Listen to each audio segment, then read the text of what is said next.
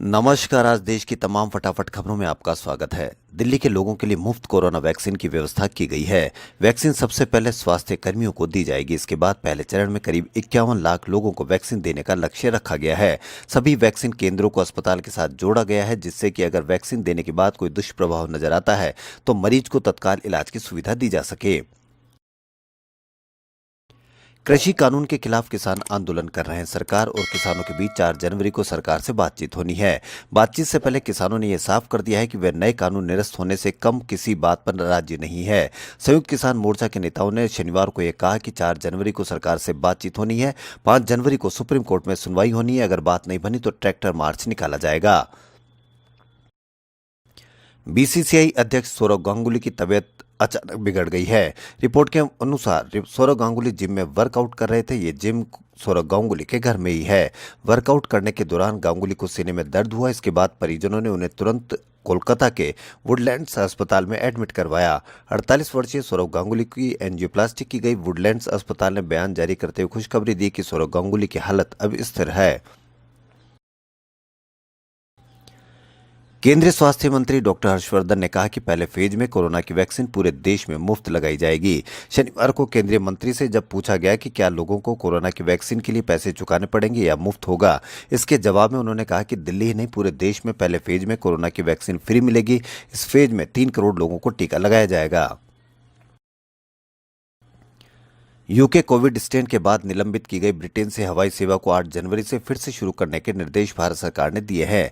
इसके लिए केंद्रीय स्वास्थ्य मंत्रालय ने स्टैंडर्ड ऑपरेटिंग प्रोसीजर जारी की है। 8 जनवरी से लेकर 30 जनवरी के बीच इंटरनेशनल एयरपोर्ट पर यह स्टैंडर्ड ऑपरेटिंग प्रोसीजर लागू होगा। इसके तहत नागरिक उड्डयन महानिदेशालय इस बात को सख्ती से मॉनिटर करेगा कि कोई भी यात्री किसी तीसरे देश से यूके और फिर इंडिया के लिए यात्रा न करे। प्रधानमंत्री नरेंद्र मोदी ने शनिवार को ओडिशा के संबलपुर स्थित भारतीय प्रबंधन संस्थान के स्थायी परिसर की आधारशिला रखी। इस अवसर पर प्रधानमंत्री ने कहा कि संबलपुर के परिसर के शिलान्यास के साथ ही ओडिशा के युवा सामर्थ्य को मजबूती देने वाली एक नवीन शिला भी रखी गई है। उन्होंने उम्मीद जताई कि यह ओडिशा के प्रबंधन की दुनिया में नई पहचान दिलाएगा और कहा कि देश के नए क्षेत्रों में नए अनुभव लेकर निकल रहे प्रबंध मामलों के विशेषज्ञ भारत को नई ऊंचाई पर ले जाने की बड़ी भूमिका निभाएंगे। देश भर में कोरोना वायरस वैक्सीन पेश करने के उद्देश्य से आज से सभी राज्य और केंद्र शासित प्रदेशों में टीकाकरण का ड्राई रन किया जा रहा है। ड्राई रन के लिए केंद्र और राज्य सरकारों ने व्यापक पैमाने पर तैयारियां की है। केंद्रीय स्वास्थ्य मंत्रालय ने कहा कि कोविड-19 टीकाकरण के पूर्वाभ्यास का उद्देश्य वास्तविक माहौल में कोविन एप्लीकेशन के इस्तेमाल की परिचालन व्यवहारिकता को आकलन करना है। पूर्व केंद्रीय मंत्री और कांग्रेस के वरिष्ठ नेता बूटा सिंह का शनिवार को निधन हो गया। वे 86 साल के थे। बूटा सिंह के निधन पर प्रधानमंत्री नरेंद्र मोदी, लोकसभा अध्यक्ष ओम बिरला, कांग्रेस के पूर्व अध्यक्ष राहुल गांधी समेत अन्य नेताओं ने शोक जताया है। बूटा सिंह को पिछले साल ब्रेन हेमरेज के बाद अखिल भारतीय आयुर्वेद संस्थान में भर्ती करवाया गया था। वे गत वर्ष अक्टूबर महीने से कोमा में थे। भारत में कोरोना वायरस के नए मामलों में कमी देखी जा रही है। एक बार फिर पिछले 24 घंटों में 20,000 से कम कोविड मामले दर्ज किए गए हैं।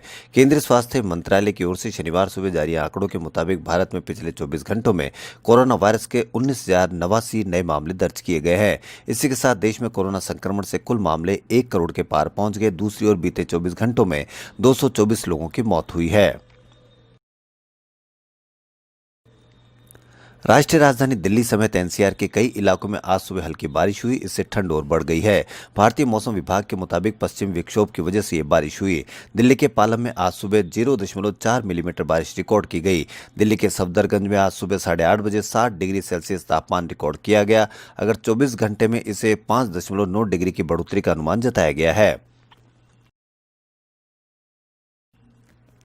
केंद्र देश में सक्रिय विभिन्न आपराधिक गिरोह और अपराधियों का डेटाबेस और उनके अपराध के तौर तरीकों पर आधारित एक डेटाबेस तैयार कर रहा है। इससे अपराधों की गुत्थी जल्द सुलझाने और अपराध रोकने में मदद मिलेगी।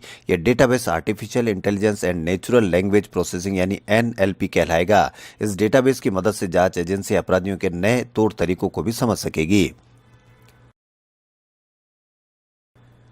केंद्र सरकार अपने पूर्व कर्मियों पर खासी मेहरबान है। अधिकांश केंद्रीय मंत्रालय और विभाग अब स्थायी नौकरी का विज्ञापन देने से बच रहे हैं। सलाहकार के नाम से रिटायर्ड लोगों को नौकरी दी जा रही है। केंद्रीय गृह मंत्रालय ने डिप्टी सेक्रेटरी से लेकर सेक्शन अफसर तक के ऐसे अधिकारी जो 31 दिसंबर 2020 को रिटायर्ड हुए को नव वर्ष के पहले दिन नई जॉब का प्रस्ताव दे दिया है।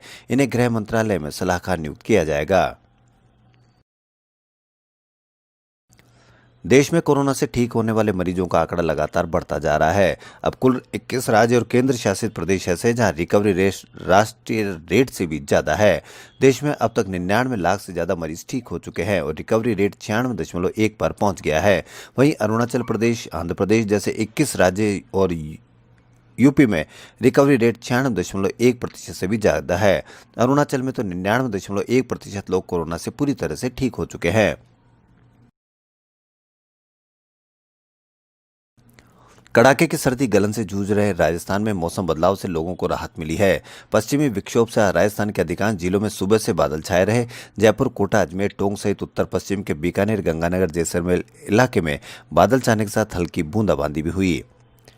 देश में कोरोना वैक्सीन की तारीख का ऐलान नहीं हुआ, लेकिन वैक्सीन पर राजनीति शुरू हो गई है। इसी दौरान समाजवादी पार्टी के अध्यक्ष अखिलेश यादव ने कहा कि इन्हें बीजेपी की वैक्सीन पर भरोसा नहीं है।